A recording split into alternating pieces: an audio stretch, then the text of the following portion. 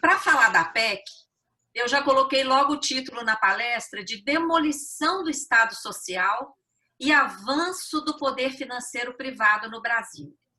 E preparei 3 tópicos. Primeiro, o aprofundamento da crise econômica e a justificativa para a PEC 32, porque essas duas coisas estão conectadas.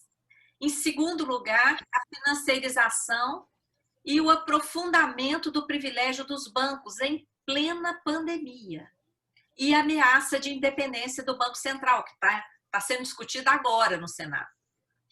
E, por último, o tópico da dívida pública, que o Amaury pediu para eu conectar, não é, essas discussões, porque, de fato, elas estão conectadas. Então, eu vou passando aqui.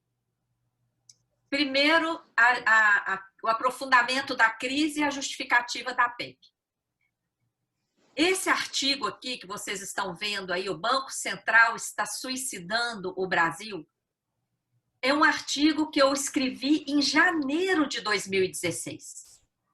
Naquela ocasião, nós já tínhamos visto que essa política monetária de enxugamento de moeda, aumento do juro de mercado e gasto para remunerar essa moeda, era uma política suicida.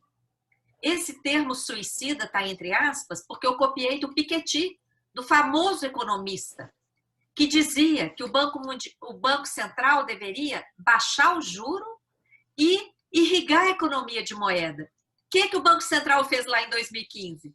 A taxa básica de juros chegou a 14,25. Vocês se lembram disso? A básica. Ficou aí mais de um ano. E o enxugamento atingiu, naquela época, 1 trilhão. Não tem economia que resista a isso. A crise foi fabricada. Vocês podem acessar artigo em livro, vídeo, tudo sobre esse tema. A crise veio, derrubou o emprego, derrubou o PIB, quebrou empresas. Mas o lucro dos bancos continuou batendo recorde. Lá em 95, lá em 2015, o lucro foi de 95 bilhões e eles ainda fizeram uma provisão de quase 200 bilhões. Então, foi um lucro de quase 300 bilhões. Qual a justificativa para essa crise? Naquela época, 2015, 2016, o PIB despencou 7% e seguiu estagnado até a pandemia, quando agora vai cair muito mais. Mas a crise começa ali atrás. Naquela época não tivemos nenhum dos fatores que produzem crise. Além de toda a riqueza que tem aqui no Brasil, temos mantido, desde aquela época, mais de 4 trilhões de reais em caixa. Não vai dar para estender muito sobre a fabricação da crise. Tem um vídeo, aquele vídeo que o link está ali, explica mais detalhadamente, traz os dados dos juros, do PIB e tudo mais. Para que tem sido essa fabricação da crise? A crise tem sido a justificativa para a emenda do teto, para as desonerações, para as reformas trabalhistas da Previdência e agora administrativa, para as privatizações, para o esquema fraudulento da securitização de créditos que está espalhando igual praga pelo país, para a autonomia do Banco Central, para as PECs do chamado Plano Mais Brasil, que nós chamamos de Mais Brasil para banqueiro, para a vergonhosa emenda 106, que autorizou o Banco Central a comprar papel podre de banco sem limite. Então, a crise, gente, ela beneficiou o mercado que lucrou com os mecanismos que produziram a crise, porque enquanto o juro estava lá em 14,25 e o Banco Central remunerando diariamente a sobra de caixa dos bancos, vocês viram quanto eles lucraram? Centenas de bilhões. Centenas de bilhões. E eles lucram também com as medidas restritivas adotadas para contornar a crise. Olha a prova disso aqui em relação à reforma administrativa. Está antes de entrar na reforma administrativa, eu queria mostrar esses dados sobre a crise, porque é fundamental entender o circo armado para vir com esse desmonte do Estado. Olha esse documento, vocês podem acessar o original lá na página da Câmara dos Deputados, está lá, frente parlamentar, aliás, tanto Câmara do Senado, que essa frente ela é mista. Olha o que está lá na carta de apresentação da frente. A crise iniciada em 2014, a dificuldade de retomar a economia persistem. Vocês estão vendo? A utilidade da crise, ela é utilizada em toda aquela lista de medidas restritivas que eu falei. Bom, que reforma é essa? Qual é a gênese dessa PEC? A exposição de motivos informa 2 estudos do Banco Mundial. Confessa que essa reforma foi gestada no Banco Mundial. E é interessante que o Banco Mundial fala, o gasto público está engessado, e depois a gente vai ver que os gráficos apresentados pelo governo plagiam isso. O que o Banco Mundial... Eu fui atrás do documento do Banco Mundial para ver o que diz o texto. Olha o que diz o texto em relação à educação básica. A ineficiência da educação básica está no número de alunos por professor. Até aí tudo bem, nós sabemos, né? Tem muito aluno por professor. Porém, olha a solução que o Banco Mundial quer dar. É o inverso. Ele propõe enxugar o quadro de professores e professoras e aumentar os alunos, crianças e pré-adolescentes da educação básica, 33%. Ou seja, o que vai acontecer com a educação básica? Ali. Vai inviabilizar. Vai inviabilizar. Porque é impossível. Impossível. Salas mais lotadas do que já estão. O caminho é o inverso disso aí. Isso a população não sabe. A população que está aí sendo enxovalhada de propaganda, colocando servidor público como se fosse bandido, porque essas propagandas estão fazendo isso. Parasitas, né? Assim que o Guedes nos chamou. Olha aí, isso aí tem que chegar na população. Olha o que o Banco Mundial fala para a saúde. A ineficiência está nos serviços colocados à disposição dos pacientes, desconsiderando os custos, que a solução seria forçar pacientes a escolher tratamento mais eficaz em relação ao custo. Quer dizer, o custo vai ser cobrado e o SUS não poderia viabilizar tratamentos caros, cirurgias, tratamentos complexos. Isso tem que chegar para a população que está sendo massacrada aí. Bom, como a Mauri falou, essa PEC 32 não pode ser chamada de reforma. Não é uma organização republicana do Estado. É uma reforma ideológica. E qual ideologia? A ideologia dos que acreditam que o mercado vai dar conta de tudo. Que o mercado vai dar conta do papel do Estado, o mercado vai dar conta das demandas sociais. E aí, onde estava o mercado quando eclodiu a pandemia? O que teria acontecido com o povo brasileiro sem o SUS? O ponto central dessa PEC está aqui, ó, nos princípios que estão sendo acrescentados aí ao artigo 37. Na pressa aqui, eu vou me ater ao artigo da subsidiariedade, que coloca o Estado para atuar nas sobras, onde o mercado não tiver interesse. Esse novo princípio é justificativa para privatização total, para terceirização total, para o compartilhamento de qualquer atividade, pois o Estado está aí na Constituição com o papel de subsidiário. Cadê a exclusividade dos tribunais de contas? Acabou. Cadê Cadê exclusividade das fiscalizações, das atividades de Estado? Acabou. Pois está na Constituição agora que é tudo subsidiário, o papel do Estado é subsidiário. Quem está achando que não vai ser atingido com essa reforma não entendeu a PEC 32, tá? Não entendeu. A prova da privatização total está lá no artigo 37A. O Estado vai poder firmar instrumento com qualquer órgão privado. Compartilhar sua estrutura física. Compartilhar recursos humanos. Tá? Isso aí é o espaço para corrupção. É o contrário da propaganda. É o espaço para ganhos escusos, rachadinhas, tá?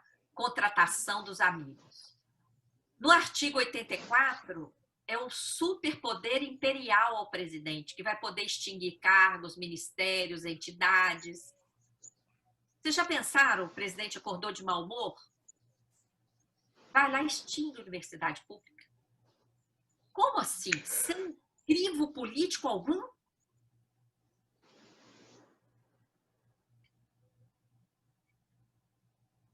Essa PEC impede o nosso desenvolvimento, porque está lá no artigo 37, no artigo 173, veda que o Estado institua medidas que garantam reserva de mercado. Vai ser a única Constituição do país que fala, nós não vamos proteger o Estado brasileiro. A quem interessa barrar o nosso desenvolvimento? Isso é infame, isso é absurdo. O desenvolvimento socioeconômico só é possível com uma estrutura permanente de Estado. A PEC acaba com planos de carreira, com regime jurídico único, que foi uma das principais conquistas da sociedade, convalidada na Constituição, porque ela vem antes, né? Ela vem até antes da Constituição, ela foi convalidada na Constituição. Essa estabilidade para servidores interessa muito mais à sociedade do que aos servidores. Porque é a sociedade que tem que ter certeza da continuidade do serviço público, apesar da troca de governos. Como eu falei, o governo plagia o Banco Mundial e repete o que está lá no seu documento. O documento do Banco Mundial fala, o orçamento está engessado. Olha aí o PowerPoint do governo, o orçamento está engessado. Só que esse orçamento que o governo ele mostra apenas os gastos primários. Ele esconde o gasto com amortização e juros da dívida, como se esse gasto fosse um gasto sagrado à parte que nem entra no debate. Olha aqui quando a gente mostra tudo que está lá no PELOA. Olha aqui que o governo fala do PELOA, tá? Aqui, ó, PELOA 2021. Só que o que ele mostra aí é só os gastos primários. O PELOA 2021 todo é isso aí, ó. 2,236 bilhões para gastos com a dívida. Isso não está no gráfico do governo. Tá? E aí tem vários comentários que não vai dar tempo de eu falar. Tem um artigo na página que nós escrevemos sobre a análise do PELOA. Tá? Conclusões erradas do Banco Mundial estão pautando a PEC. Olha o que o Banco Mundial fala em seu documento. O governo gasta mais do que pode e gasta mal. Mentira! O Banco Mundial está analisando 2 décadas. O que aconteceu nessas 2 décadas? De 95 a 2015, nós produzimos 1 trilhão de superávit. Então, qual foi o gasto mal feito? Foi o gasto com a dívida. Porque nós gastamos menos com toda a estrutura de Estado, com todos os serviços prestados à população, do que arrecadamos. E produzimos aí um superávit primário de 1 trilhão. Apesar dessa economia forçada, a dívida saltou de 86 bilhões para 4 trilhões no mesmo período. O que fez a dívida explodir? Investidores que estão sendo aí criminalizados. Não foi o gasto com a estrutura de Estado, não foi o gasto com serviços prestados à população. O que fez a dívida explodir foram os mecanismos de política monetária do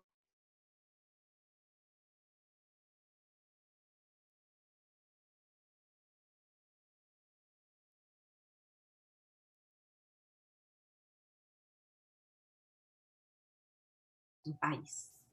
A queda do PIB lá em 2015, 2016, só que, logicamente, ele omite que essa queda do PIB foi por causa da crise fabricada pela política monetária do Banco Central. Essa que estão querendo referendar agora em votação no Senado.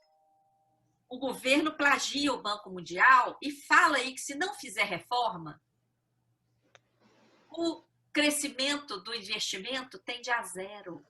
E mostra os dados aí de 2015 para cá, com tendência de queda. Claro! Por que está caindo o investimento? Por causa da crise fabricada. Viu por que eu falei da crise fabricada antes? Porque tem que entender a conjuntura para ver como foi tudo armado para isso. Eles omitem essa fabricação da crise, omitem a destinação de 40% do orçamento executado todo ano para os gastos com a dívida. Olha aí os dados oficiais, onde é que está o déficit? Sempre esteve no Banco Central. Esse recente estudo mostra o custo do financiamento do Banco Central pelo Tesouro. Todo ano, o Tesouro Nacional doa títulos ao Banco Central. Doa. O Banco Central não paga por esses títulos. E o Tesouro ainda paga juros ao Banco Central sobre esses títulos. O que o Banco Central faz com isso tudo que ele ganha de presente? Olha quanto aí, gente. Quase 3 trilhões em 10 anos. O que o Banco Central faz com esses títulos que ele ganha de presente? Entrega para os bancos em troca da sua sobra de caixa. E o que ele faz com esses juros que ele recebe do Tesouro? Repassa para os bancos. Por isso que a gente fala que o Banco Central está atuando como uma correia de transmissão de recursos públicos para os bancos. Nós temos dinheiro sobrando para remunerar diariamente a sobra de caixa dos bancos? Tem vídeo e tem folheto sobre isso na página da Auditoria Cidadã. E a pauta do Senado de amanhã, que eu preparei essa palestra mais cedo e agora, nesse momento, ela acabou de ser antecipada, eu já tenho que corrigir a palestra que eu fiz hoje. Foi antecipado para agora, está lá em discussão nesse momento. Autonomia do Banco Central, legalização da remuneração da sobra de caixa dos bancos. Tem aí também o link de um novo artigo de hoje sobre isso. Mais conclusões erradas do Banco Mundial pautando aí a PEC. Olha o primeiro, vou chamar a atenção, olha a terminologia usada. A redução dos prêmios salariais. Existe esse termo aqui no Brasil, gente? Prêmios salariais? De altos servidores? Ele quer que haja uma equidade com o setor privado. Tá? O Banco Mundial usa argumentos errados. A maioria, a imensa maioria dos servidores públicos brasileiros recebe baixíssimos salários.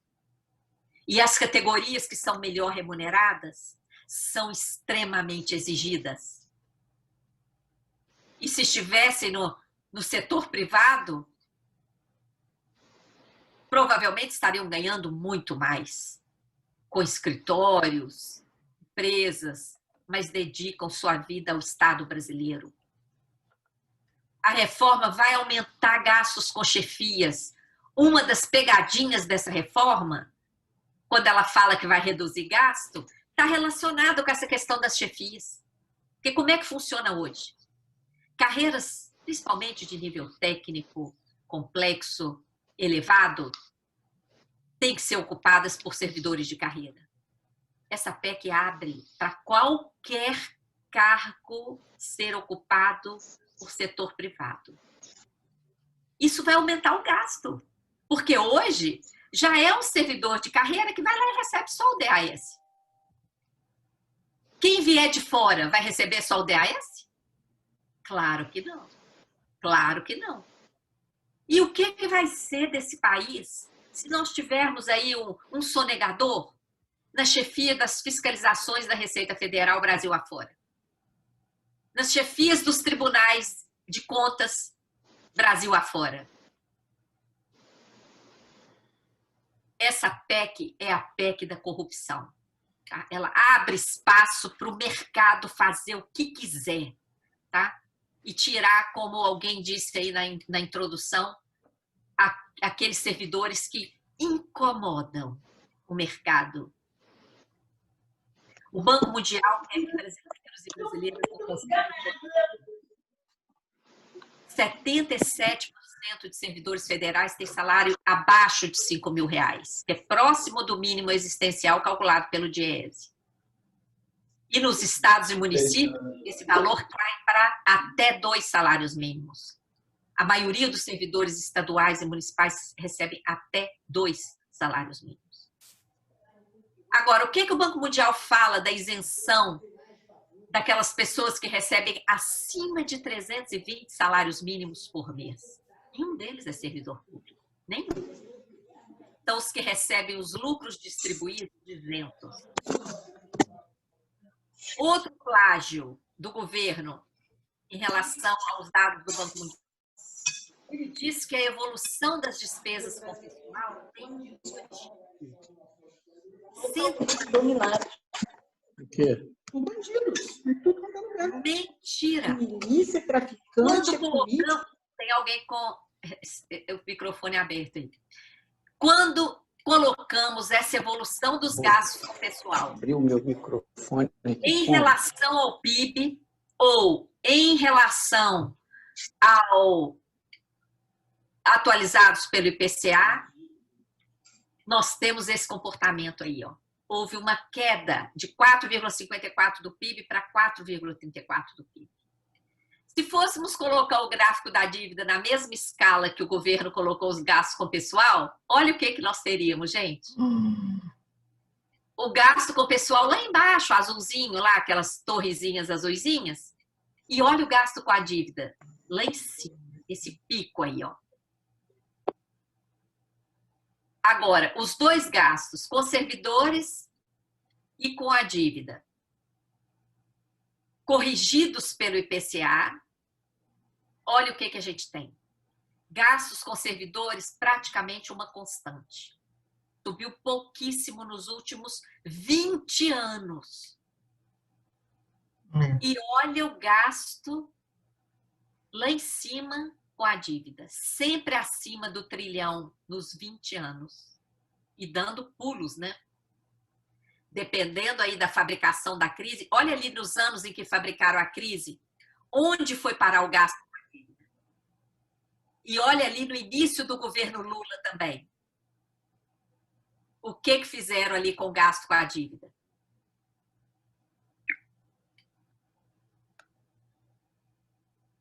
O que está por trás dessa PEC? Vocês viram essa notícia?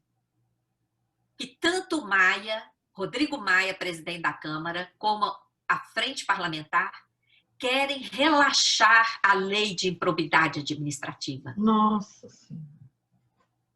Por que querem relaxar a lei de improbidade administrativa? Porque sabem da bandalheira que vai ser nesse país se essa PEC 32 for aprovada. E não vai ter cadeia para prender e eles não querem que prenda. Então, o que vai fazer? Relaxar a lei. É o fim do Estado, a fim da seriedade. Bom, o segundo tópico que eu queria colocar é da financiarização e do privilégio dos bancos. Eu já estou aqui com menos de 10 minutos, então eu vou correr um pouco mais. O privilégio dos bancos em plena pandemia, gente, foi indecente. Aprovaram, primeiro, um pacote de 1 trilhão e 200 bilhões dia 23 de março. Houve o aumento das compromissadas, que chegaram a 1 trilhão e 600 bilhões. Os bancos ainda vão receber vários trilhões com a emenda 106, que aprovou e autorizou o Banco Central a comprar papel podre. Ganharam 63 bilhões e meio em 5 meses de swap. E já foi aprovada uma parte aí da securitização de crédito na Lei Complementar 173. Os bancos ganharam o 1 trilhão e 200, mas não emprestaram às empresas. Então aí as notícias, depois vocês podem olhar com calma. Por que estão correndo para legalizar agora no Congresso? Porque, olha, ficou escancarado onde é que está o problema. O estoque da dívida bruta do governo geral cresceu 710 bilhões até julho desse ano.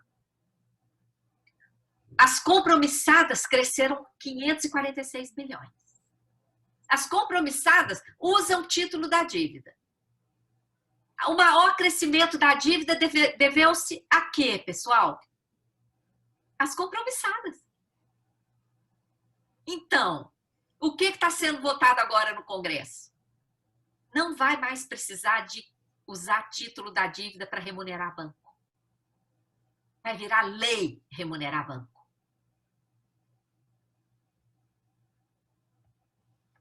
Com esse projeto 3877, cuja moção agradeço que foi aprovada, não vai mais aparecer dessa forma aí, ó. Mas a remuneração vai vazar, porque vai virar lei. Bom, a 106, que aprova que o Banco Central compre papel podre de bancos, tem uma ação de inconstitucionalidade no Supremo. A Auditoria Cidadã pediu para ser amicus curiae, o Supremo não analisou, mas imediatamente analisou e já está lá a Confederação dos Bancos como amicus curiae, mas nós ainda não. Então, se alguém aí acessar essa ação de constitucionalidade, vai ver lá a argumentação da Confederação dos Bancos, botando um pano quente nessa trapaça aí. Mas a nossa argumentação não está lá. O próprio presidente do Banco Central falou que ia custar 1 trilhão. Só que quando ele falou isso para os senadores, ele não computou a atualização monetária. E esses papéis podres aí estão acumulados há 15 anos. Está vendo a importância de vocês? São vocês que vão poder barrar essas coisas. Perdas com swap. Até maio chegaram a 63,5 bilhões. Só em um mês, em maio, foi 31 bilhões de perdas. Tudo sigiloso. A desculpa para esse swap é controlar a inflação e o valor da moeda. Não serviu para uma coisa nem outra. A inflação está explodindo, porque decorre de preços administrados e aumento de preço de alimentos, não tem nada a ver com isso aí. E o real foi a moeda que mais se desvalorizou esse ano do mundo. E nenhum país faz essa farra de swap que o Brasil está fazendo. O esquema da securitização, que não vai dar para eu explicar, mas eu resumo em uma frase. A securitização funciona como um consignado de recursos públicos. Ela aborta recursos públicos pagos pelos contribuintes ou arrecadados com receitas de outras fontes, e antes dessas receitas chegarem ao orçamento, elas são abortadas e desviadas para investidores privilegiados. Tem vários links aí que vocês podem acessar. Pois bem, a crise está servindo para quem? Enquanto estamos aí com a economia parada e estamos sofrendo contra reformas, com toda essa justificativa da crise, os bancos continuam lucrando, né? Lógico. E a independência do Banco Central, ainda temos esse risco, sacramenta essa política monetária suicida, que é a principal causa do rombo das contas públicas. Isso é que está sendo votado agora lá no Senado. Em relação à dívida, né, eu criei esse termo sistema da dívida para caracterizar o funcionamento às avessas. Por exemplo, utilização de 1 trilhão e 600 bilhões de dívida para remunerar bancos. Tá? Isso não é dívida, isso é sistema da dívida. E vários outros mecanismos. Esse gráfico já comentei. Esse aqui é muito importante. É um material novo, porque uma das críticas que a auditoria recebe é porque nós somamos o juro com a amortização que está lá no CIAF. E por que que a gente soma? Porque grande parte dos juros estão sendo contabilizados como se fosse amortização. O Tribunal de Contas precisa olhar isso. E por que que a gente soma? Porque não tem como ter o valor exato. É uma estimativa. Tá? Também tem vários links aqui, inclusive de relatório nosso. O nosso gráfico é esse, né? Todo ano, feito com dados oficiais, e a gente soma juros e amortizações por causa disso que eu acabei de falar.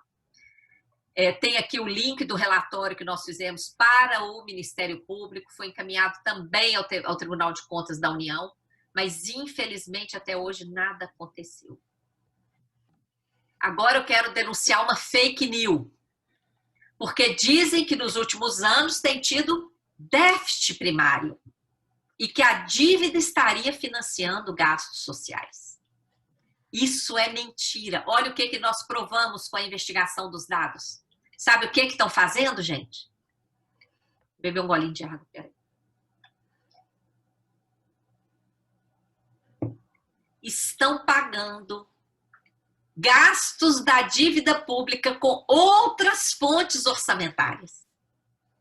Outras fontes que poderiam ser destinadas à estrutura de Estado, que poderiam ser destinadas à saúde, à educação, etc. Estão usando essas outras fontes para pagar dívida. E estão usando títulos da dívida para pagar gastos sociais. E aí os jornais só denunciam: tem déficit primário, a dívida está financiando gasto social. Até economistas que se dizem de esquerda têm falado isso. Por quê? Não estão fazendo uma auditoria, não estão pesquisando. Olha aí no cotejo de dados o que está acontecendo. De 2014 até agora, outubro de 2020, recurso de outras fontes somaram 1.810 trilhão. Recurso de outras fontes que estão destinados a pagar dívida. 1.810 trilhão. Títulos da dívida destinados a financiar despesas sociais, 908. Onde é que está o vazamento? É a dívida que está financiando gastos sociais, gente? Não. São fontes que deveriam estar indo para gastos sociais, 902 bilhões nesse período todo aí, é que estão sendo consumidas pela dívida. Tá? Essa é a fake news aí da noite. Aqui estão todos os dados que vocês podem consultar depois. Tem vários outros argumentos dos liberais, né? Que nós estamos com a taxa Selic mais baixa da história, porém, os títulos da dívida são remunerados, em média, 9%. Aquele juro que o Tesouro dá para o Banco Central é 9%. E vários outros argumentos que não vai dar para eu entrar aqui. Para terminar, a necessidade de pagar a dívida tem consumido quase a metade do orçamento público todo ano, tem justificado rigoroso ajuste fiscal, que ganhou status constitucional com a emenda 95, tem justificado as privatizações, as contrarreformas e os esquemas como da securitização e outros. Então, a dívida tem sido uma coisa central, estrutural, espinha dorsal dos nossos problemas. E ainda tem gente que acha que a dívida não é problema. Quanto mais pagamos, mais devemos, né? Porque, claro, estamos emitindo título para pagar juros sobre juros. A dívida tem sido gerada por vários mecanismos sem contrapartida que estão aí. A auditoria deveria ser uma rotina. E nós temos que ter estratégia para enfrentar isso. Por isso a gente está com a campanha É Hora de Virar o Jogo. A sociedade precisa conhecer o modelo econômico errado, que já está jogando o rico Brasil na escassez. Precisamos popularizar essa política monetária suicida do Banco Central, porque é aí que está o roubo. E não é à toa que ele quer ficar independente, para que nenhum outro poder possa apitar em relação a essa política monetária. Precisamos organizar uma mobilização consciente, porque eu acredito nisso. Acredito na solução que vem da base da sociedade consciente. Agradeço, fico honradíssima a Mauri e todos os amigos e amigas por essa oportunidade de falar para pessoas tão importantes para o Brasil. Arregassem as mangas. Vocês têm muito a contribuir com o nosso país. Contamos com vocês. E a Auditoria Cidadã estará sempre à disposição e muito honrada em poder falar para vocês. Eu envio depois, Mauri, para você essas telas para você divulgar. Um forte abraço e bom congresso.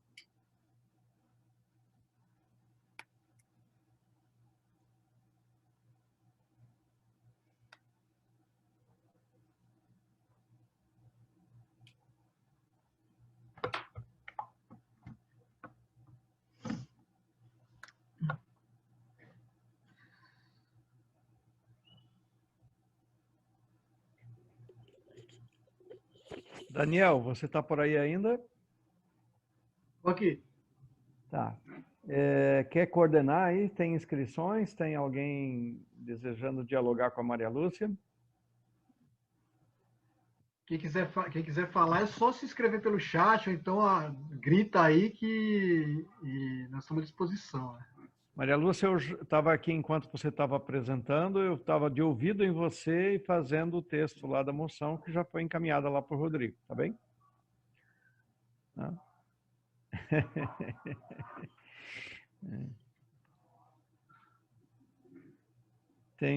O que o Tadeu disse aqui? Pedir para a Maria Lúcia enviar esse material. Tá bem, ela acabou de dizer que fará isso. E a gente distribui para todo mundo depois. É um hábito nosso, né, Maria Lúcia, na Auditoria Cidadã, tudo que nós produzimos não tem reserva de domínio, ele é de domínio público. Eu vou aproveitar aqui a presença. O Daniel é o meu diretor financeiro, inclusive reeleito, né? E eu quero dizer, Maria Lúcia, que nós vamos procurar apresentar alguma contribuição financeira para manter a Auditoria Cidadã, dentro dos limites do que a FENASTC dispõe, naturalmente, mas temos um compromisso histórico em ajudar a auditoria a seguir fazendo o seu trabalho, e as entidades que estão aqui presentes, se puderem também fazer alguma contribuição, e as pessoas também podem fazê-lo, né? Dá para fazer lá pelo site da Auditoria Cidadã, porque isso significa poder produzir material, poder produzir vídeos, poder produzir informações, fazer pesquisas e tal, que são úteis para todo o movimento sindical e todo o nosso trabalho de denúncia das condições de miséria que o país é submetido, né? Sendo um país rico e poderoso. Então, gostaria de aqui dizer que todos os que puderem ajudar, toda ajuda é bem-vinda, porque cada centavo que entra lá na Auditoria Cidadã é utilizado em favor das lutas públicas que a auditoria organiza. A Elda está perguntando, Maria Lúcia, o que podemos fazer para ajudar na campanha para virar o jogo?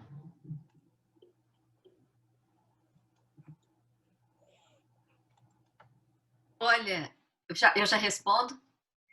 Pode responder, nós não temos nenhuma outra questão no momento. Né? Ok. Bom, se vocês acessarem lá a página auditoriacidadã.org.br, vocês vão ver que tem ali o anúncio da campanha e tem ali apoiadores. Aquelas entidades que estão ali, que já enviaram a logomarca, inclusive algumas, a maioria enviou e não tem condição de fazer contribuição, não é condição assim, só põe logomarca quem contribui, não tem isso não. É quem puder. E a gente faz a luta de acordo com o recurso que a gente tem. Por exemplo, meu trabalho é 100% voluntário. Na verdade, eu contribuo, né? Eu pago para trabalhar para a Auditoria Cidadã. Agora, a jornalista, o pessoal do escritório, quem mantém o site, o economista, as despesas, né,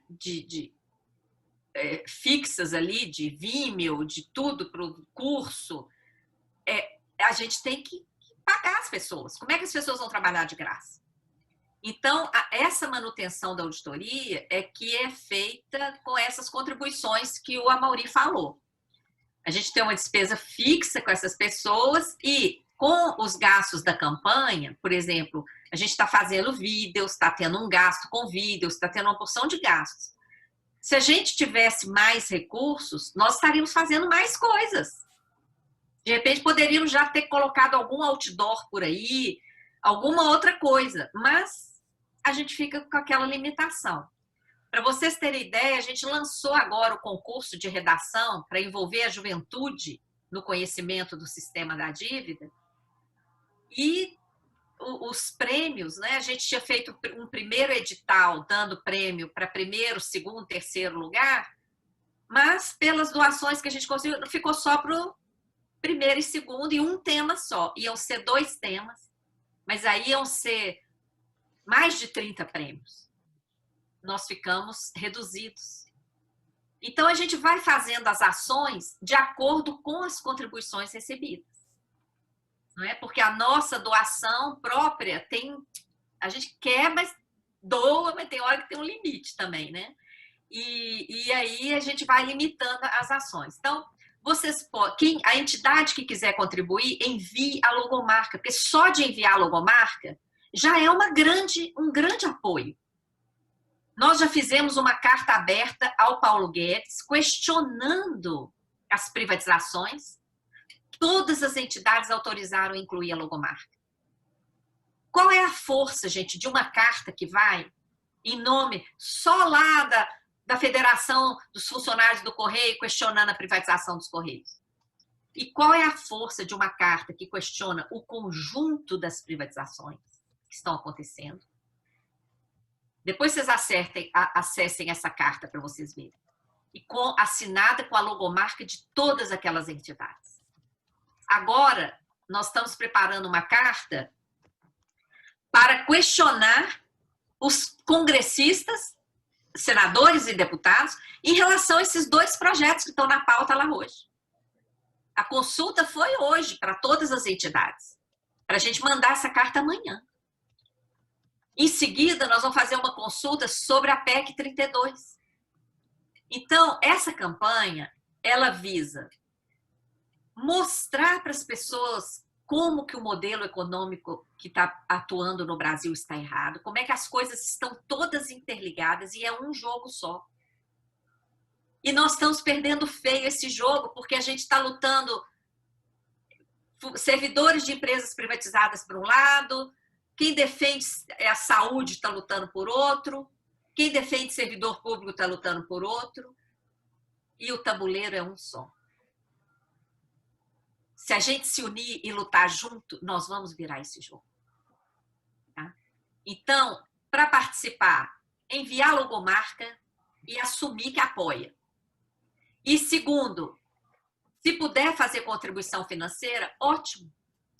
Porque a gente vai ampliar os prêmios do concurso de redação para a juventude, a gente vai fazer mais materiais, a gente vai poder pagar os vídeos com mais tranquilidade, porque a gente está pagando com sacrifício, tá? E preocupação. E, gente, além de fazer tudo que a gente faz voluntariamente, deitar e falar, nossa, está faltando ainda dinheiro para a folha desse mês. Tá? Não é brincadeira. Então, o apoio será muito bem-vindo e da medida do possível, e a gente vai avançando, porque essa iniciativa é muito importante e ela tem muita chance de envolver muitas pessoas, porque ela busca a unidade, ela busca a inclusão, não é?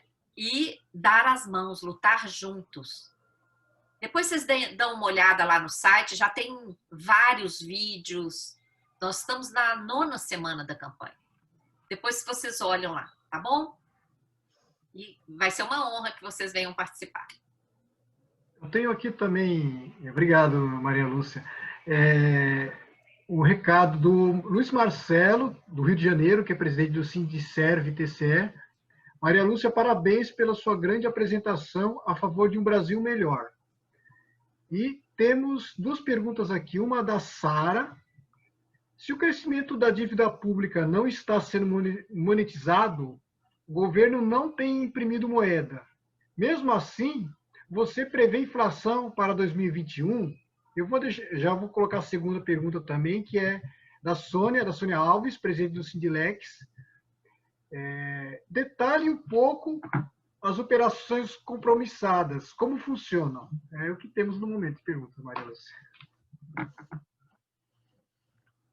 Ok. Bom, a operação compromissada, gente, é o seguinte, é uma operação que existe no mundo todo. Para que ela serve?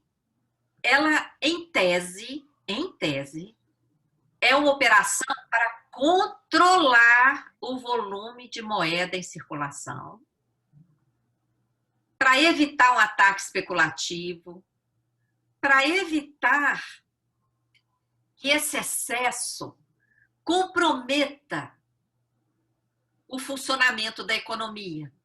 Porque tem aquelas teorias monetárias de que excesso de moeda em circulação pode provocar inflação. Em que situação que pode provocar inflação?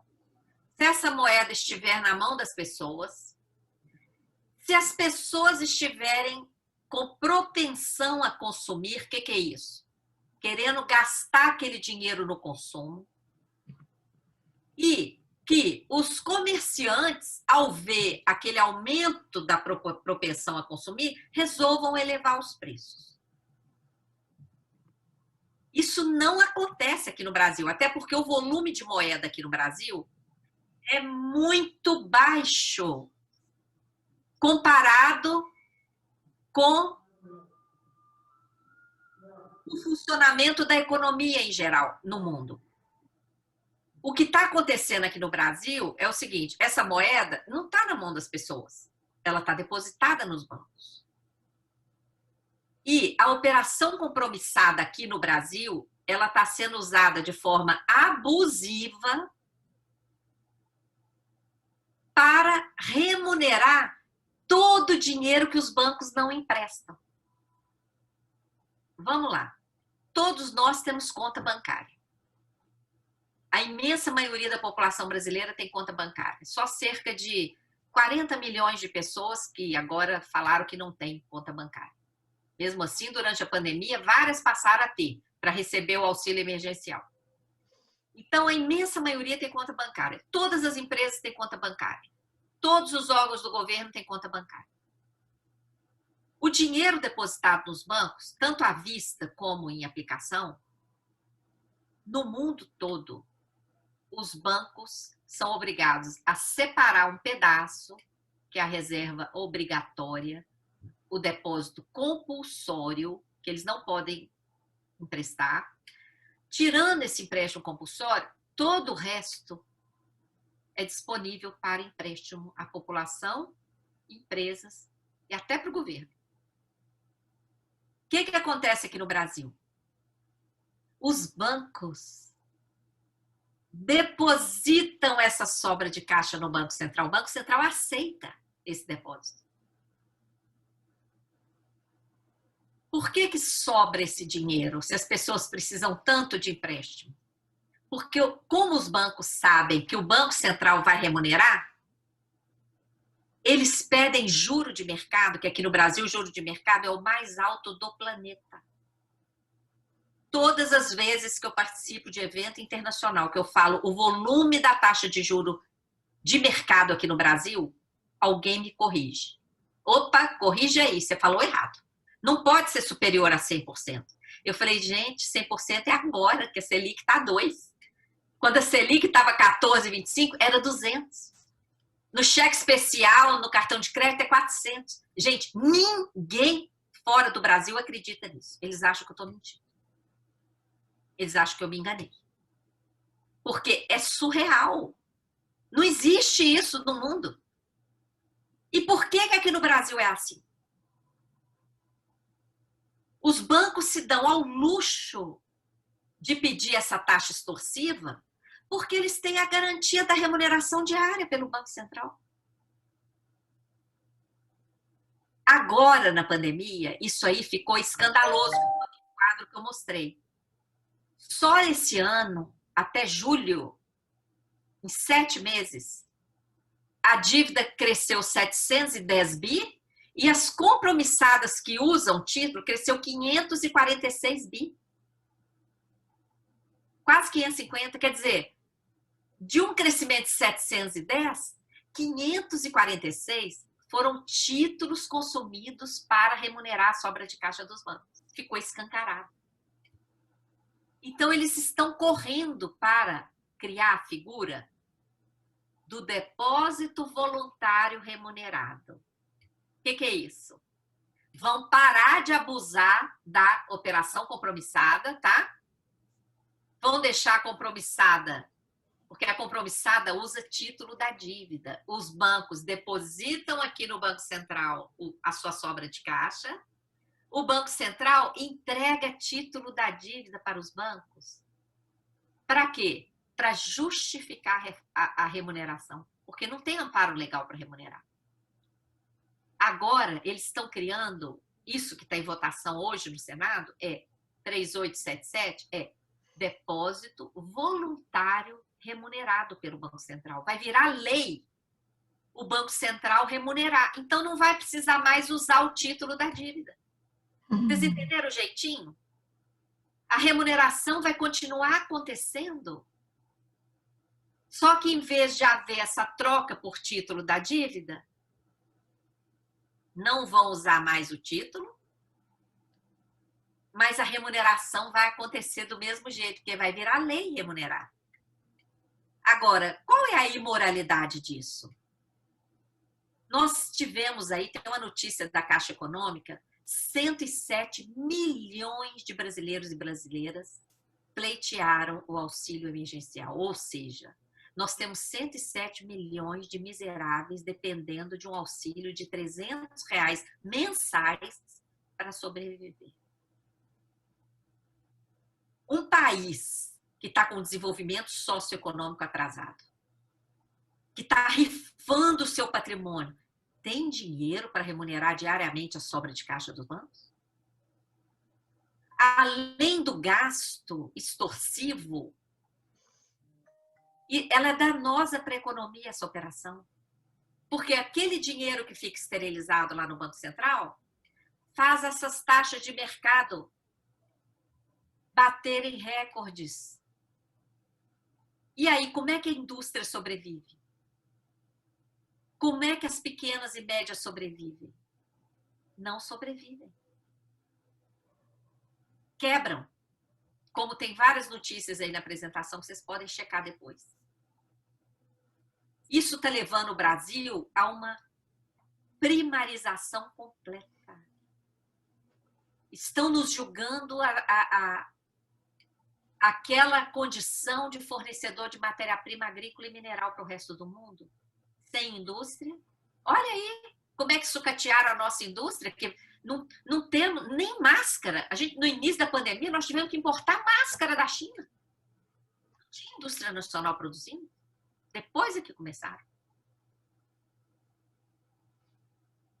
Então, gente, essa operação, por isso eu convido vocês a assistir 2 vídeos da campanha.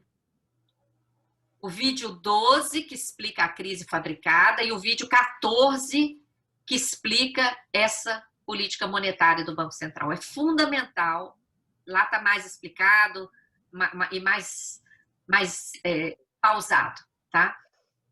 A questão da inflação tem estudos do IPEA, do Banco Central, de vários economistas que provam que a inflação brasileira decorre do aumento dos preços administrados, que não estão sendo bem administrados. aumento de combustível, tarifas, etc, etc. E também aumento do preço de alimentos. Como agora a questão do arroz. Explodiu o preço do arroz.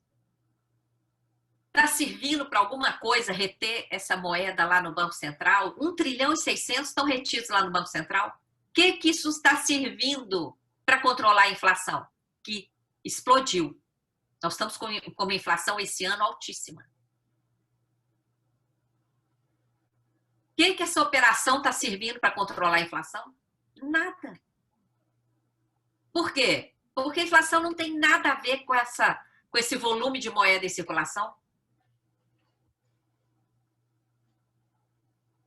E esse volume nem era para existir tão grande assim. Se as taxas de juros estivessem decentes, não estava sobrando tudo isso? Esse dinheiro estaria circulando na economia. Não deram conta de pagar seus empréstimos bancários, não teriam quebrado. E milhões de pessoas que ficaram desempregadas não teriam ficado. Por isso é fundamental entender essa operação e lutar contra. E não é à toa que eles estão querendo aprovar isso a toque de caixa agora, em plena pandemia, quando a mobilização está prejudicada, o corpo a corpo no Congresso está prejudicado. Tá? Não é à toa que estão passando essa boiada dos bancos nesse momento.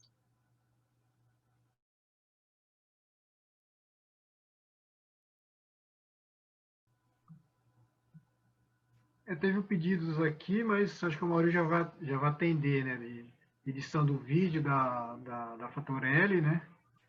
Tem um comentário do Amaury que é importante também, que a principal tarefa da auditoria cidadã da dívida é emancipar as pessoas.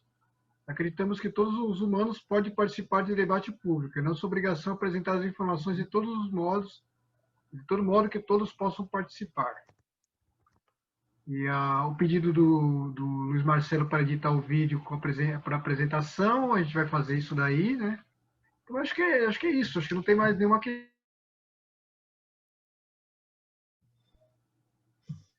Acho que não, né? Acho que não. Então Mauri, vamos considerar encerrado, né? Graças. Primeiro eu quero agradecer a Maria Lúcia Fatorelli, como sempre, né?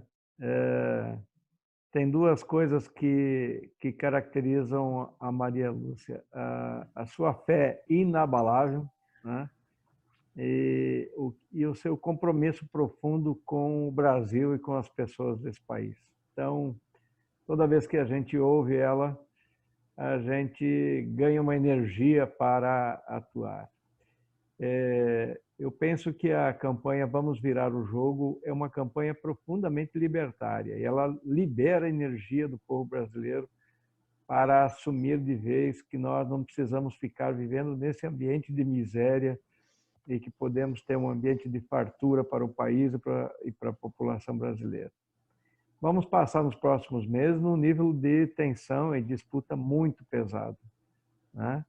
E o que o governo oferece, o que os banqueiros oferecem é fome, miséria e sofrimento, para garantir ainda maiores.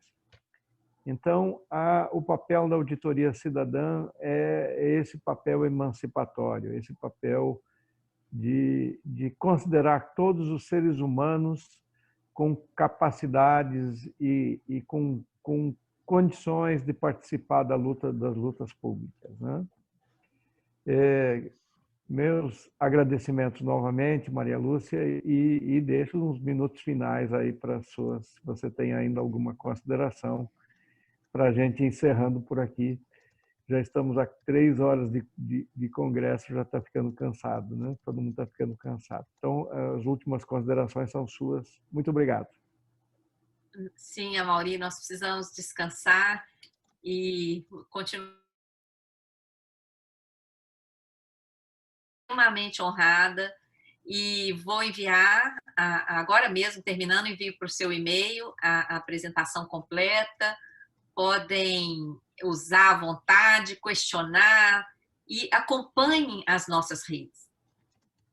nós fazemos um esforço muito grande para diariamente colocar posts no Facebook, no Instagram, no Twitter, no YouTube.